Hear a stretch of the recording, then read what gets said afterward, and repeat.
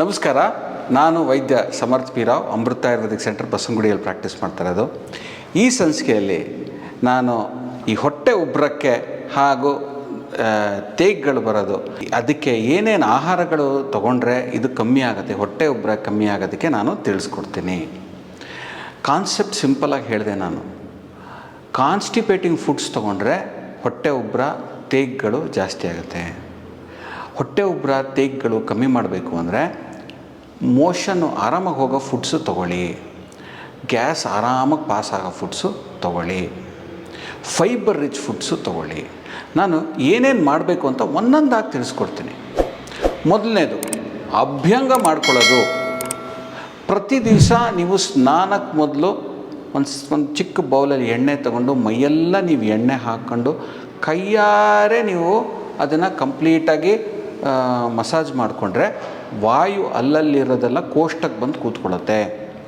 ಎಣ್ಣೆ ಸ್ವಲ್ಪ ತೊಗೊಂಡು, ಹರಳೆಣ್ಣೆ ತೊಗೊಬೋದು, ಹೊಟ್ಟೆಗೆ ಹಾಕ್ಕೊಂಡು ಕ್ಲಾಕ್ ವೈಸ್ ಮತ್ತು ಆ್ಯಂಟಿ ಕ್ಲಾಕ್ ವೈಸ್ ಸ್ವಲ್ಪ ಮಸಾಜ್ ಮಾಡೋದ್ರಿಂದ ಏನಾಗುತ್ತೆ ಅಂದರೆ ವಾತದ್ದು ಎಲ್ಲ ಶೇಖರಣೆ ಆಗೋಕ್ಕೆ ಶುರು ಆಗುತ್ತೆ.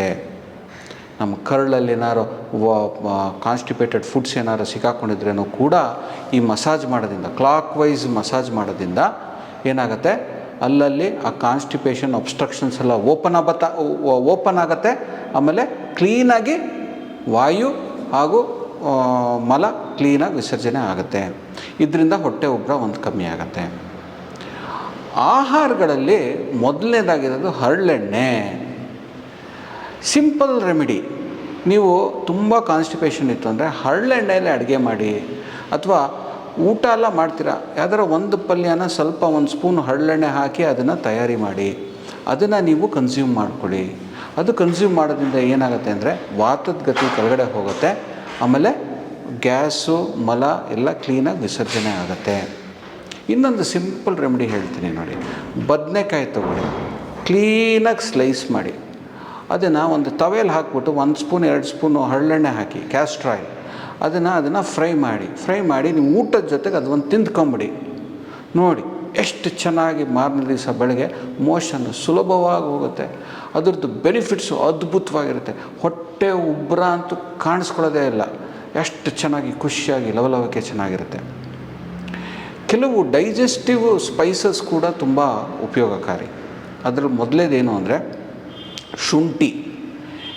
ಶುಂಠಿ ಉಪಯೋಗಿಸೋದ್ರಿಂದ ಡೈಜೆಷನ್ ಚೆನ್ನಾಗಾಗುತ್ತೆ. ಹಿಂಗು ಕೂಡ ಗ್ಯಾಸ್ ರಿಲೀಸ್ ಆಗುತ್ತೆ. ಹಿಂಗು ಹಾಗೂ ಲವಂಗಾನೂ ಕೂಡ. ಸಣ್ಣ ವಯಸ್ಸಲ್ಲೇ ನನಗಿನ್ನೂ ನೆನಪಿದೆ, ನಮ್ಮ ಅಜ್ಜಿ ನನಗೆ ಹೊಟ್ಟೆ ನೋವು ಅಥವಾ ಹೊಟ್ಟೆ ಉಬ್ಬರ ಇರೋವಾಗ, ನಾವು ಆಯುರ್ವೇದಿಕ್ ಔಷಧಿ ಫ್ಯಾಮ್ಲಿಯಲ್ಲಿ ಇರೋದ್ರೂ ಔಷಧಿ ಟಕ್ಕಂತ ಹಾಕ್ತಾಯಿರಲಿಲ್ಲ. ಫಸ್ಟ್ ಅಡುಗೆ ಮನೆಯಿಂದ ತೊಗೊಂಬರೋರು ಬಿಸಿ ನೀರು, ಅದಕ್ಕೆ ಒಂದು ಸ್ವಲ್ಪ ತುಪ್ಪ ಹಾಕೋರು, ಅದಕ್ಕೆ ಒಂದು ಸ್ವಲ್ಪ ಉಪ್ಪು ಹಾಕಿ, ಅದಕ್ಕೆ ಒಂದು ಸ್ವಲ್ಪ ಶುಂಠಿ, ಆಮೇಲೆ ಈ ಲವಂಗ ಮತ್ತು ಹಿಂಗು ಇದನ್ನು ಹಾಕ್ಬಿಟ್ಟು ಜೀರಿಗೆ ಹಾಕಿ ಕ್ಲೀನಾಗಿ ಮಿಕ್ಸ್ ಮಾಡಿ ಅದನ್ನು ಕುಡಿಯೋ ಇದು ಎಲ್ಲ ಸರಿ ಹೋಗುತ್ತೆ ಅಂತ ಹೇಳ್ತಾಯಿದ್ರು. ನನಗೆ ಕೊಡ್ತಾಯಿದ್ರು ಕುಡಿಯೋದಕ್ಕೆ. ಎಷ್ಟು ಚೆನ್ನಾಗಿ ಹೊಟ್ಟೆ ನಾವು ಹೊಟ್ಟೋಗ್ಬಿಡೋದು. ಆಮೇಲೆ ಟಕ್ ಅಂತ ನಾನು ಊಟ ಚೆನ್ನಾಗಿ ಮಾಡುವೆ. ಸೊ ಇದು ಮಾಡೋದು ತುಂಬ ಇಂಪಾರ್ಟೆಂಟ್. ಈ ಡೈಜೆಸ್ಟಿವ್ಸ್ ನೀವು ತೊಗೊತಾ ಇದ್ದರೆ ಹೊಟ್ಟೆ ಉಬ್ಬರ ಕಮ್ಮಿ ಆಗುತ್ತೆ.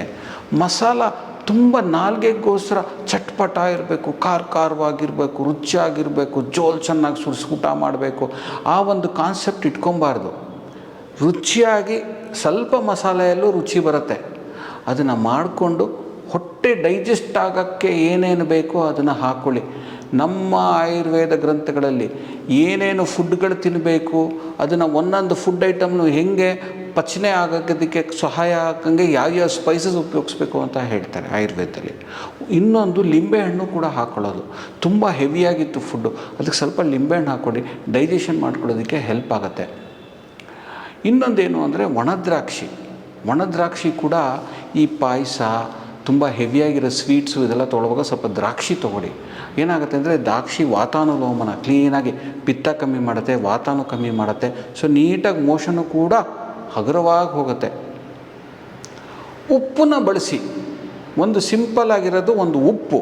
ಈ ಉಪ್ಪನ್ನು ನೀವು ಕರೆಕ್ಟ್ ಪ್ರಮಾಣದಲ್ಲಿ ಆಹಾರದಲ್ಲಿ ಒಂದು ಮಜ್ಜಿಗೆಯಲ್ಲಿ ಒಂದು ಎಲ್ಲ ಥರದ ಉಪ್ಪು ಮಿಕ್ಸ್ ಮಾಡಿ, ಸೈಂಧವ ಲವಣ, ಕರಿ ಉಪ್ಪು ಇದೆಲ್ಲ ಹಾಕೊಂಡು ಮಿಕ್ಸ್ ಮಾಡಿಕೊಂಡು ನೀವು ಮಜ್ಜಿಗೆ ತೊಗೊಂಡ್ರೆ ಆರಾಮಾಗಿ ಹೊಟ್ಟೆ ಉಬ್ಬರ ಎಲ್ಲ ಹೊಟ್ಟೋಗುತ್ತೆ, ಲೈಟಾಗಿ ಅನಿಸುತ್ತೆ, ವಾತ ಆರಾಮಾಗಿ ತೆಗೆದುಬಿಡುತ್ತೆ ಬಾಡಿಯಿಂದ. ಸೊ ಇದನ್ನು ಕೂಡ ಮಾಡೋದು ತುಂಬ ಒಳ್ಳೆಯದು. ಇನ್ನೊಂದು, ಹೊಟ್ಟೆ ಉಬ್ಬರ ತುಂಬ ಆಯಿತಾ, ಉಪವಾಸ ಮಾಡಿ. ಉಪವಾಸ ಮಾಡೋದ್ರಿಂದ ಏನಾಗುತ್ತೆ, ಇರೋದನ್ನೆಲ್ಲ ಡೈಜೆಸ್ಟ್ ಆಗಿ ಹೊಟ್ಟೆ ಹಗುರ ಆಗುತ್ತೆ, ಹೊಟ್ಟೆ ಉಬ್ಬರನೂ ಕೂಡ ಕಮ್ಮಿ ಆಗುತ್ತೆ. ಇದು ಬಿಟ್ಟು ಇನ್ನೊಂದು ಐಟಮ್ ನಾನು ಹೇಳ್ತೀನಿ, ನಮ್ಮ ಬಯಸಿದ ರತ್ನಾವಳಿ ಗ್ರಂಥದಲ್ಲಿ ಹೇಳಿದ್ದಾನೆ, ಈ ನಾನ್ ವೆಜಿಟೇರಿಯನ್ಸ್ಗೆ ಮಾಂಸದ ಸೂಪು ಸೇವನೆ ಮಾಡೋದು ಕೂಡ ಹೊಟ್ಟೆ ಉಬ್ಬರ ಕಮ್ಮಿ ಆಗುತ್ತೆ. ಹಾಗೂ ಈ ಸಮುದ್ರದ ಮೀನು ಅದೆಲ್ಲ ತಿನ್ನೋದು ಕೂಡ ಹೊಟ್ಟೆ ಉಬ್ಬರ ಕಮ್ಮಿ ಆಗುತ್ತೆ. ಸೊ ಈ ಸಂಚಿಕೆಯಲ್ಲಿ ಏನೇನು ತೊಗೊಬೇಕು ನೀವು ಹೊಟ್ಟೆ ಉಬ್ಬರ ಕಮ್ಮಿ ಆಗೋದಕ್ಕೆ ಅಂತ ತಿಳಿಸ್ಕೊಟ್ಟೆ. ಮುಂದಿನ ಸಂಚಿಕೆಯಲ್ಲಿ ಮತ್ತೊಂದು ಹೇಳೋಣ. ಅದು ಹೇಳೋಕ್ಕೆ ಮುಂಚೆ ಇನ್ನೊಂದು ಹೇಳ್ತೀನಿ, ಇದು ಸಾಧಾರಣವಾಗಿ ಪ್ರಾಕ್ಟೀಸಲ್ಲಿಲ್ಲ.